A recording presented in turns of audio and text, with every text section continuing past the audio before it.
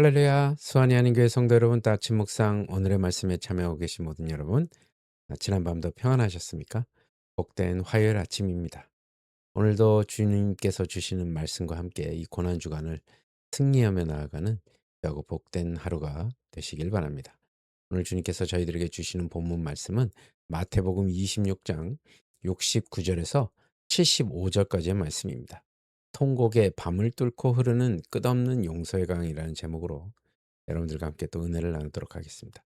먼저 본문 마태복음 26장 69절에서 75절 말씀 우리 한 목소리로 함께 봉독한 후에 계속해서 말씀 이어가도록 하겠습니다.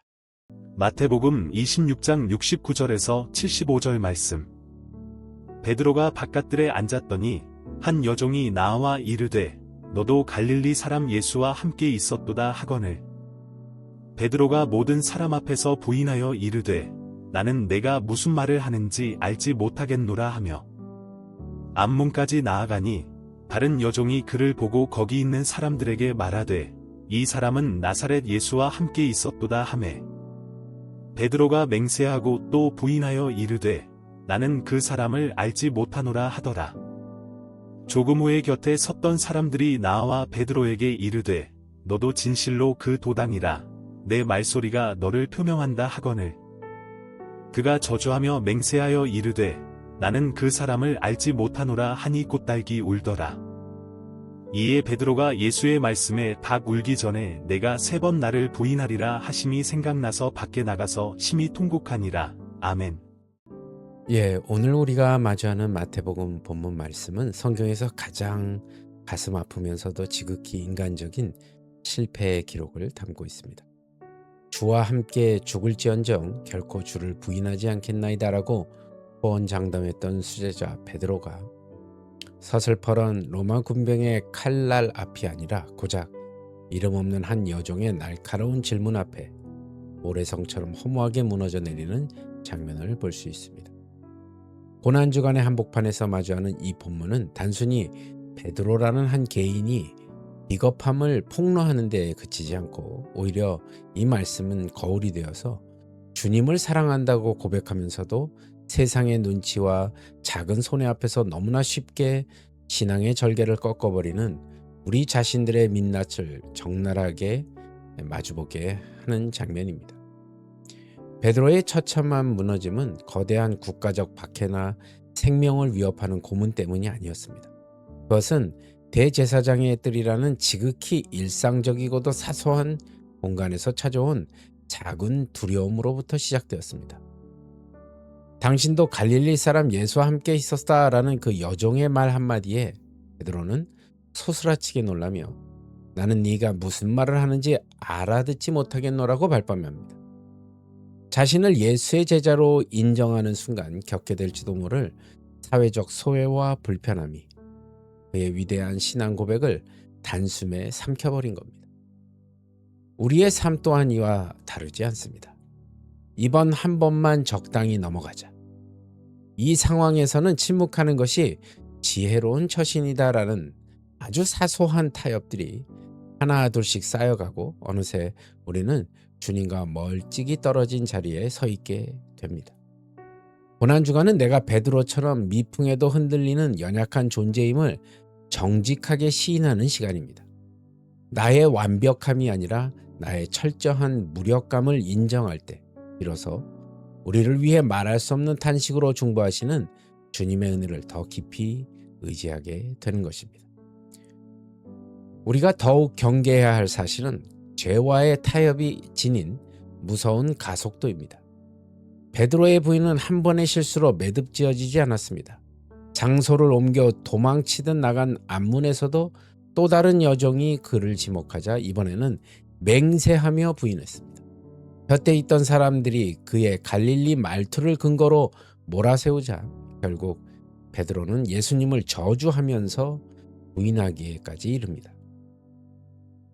작은 구멍 하나가 거대한 뚝을 무너뜨리듯이 한 번의 비겁함은 영적 양심을 급격히 무디게 만들고 더 깊은 거짓과 또 죄의 수렁으로부터 또 우리를 끌고 들어가 버리고 만다는 것입니다.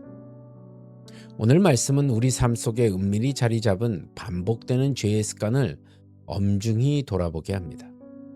나의 편안함을 위해 주님의 가치를 내려놓는 선택, 신앙적 자존심을 반복하는 저버리는 행위들이 바로 현대판 세 번의 부인입니다.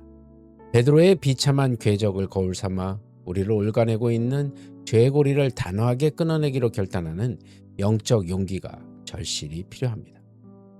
그러나 이 비극적인 이야기의 진정한 끝은 절망이 아니라 찬란하게 떠오르는 은혜의 새벽입니다. 세 번째 부인 직후 새벽 공기를 가르며 닭이 울었습니다. 그 순간 베드로는 닭이 울기 전에 네가 3번 나를 부인하리라 하셨던 그 주님의 말씀을 기억해냈습니다.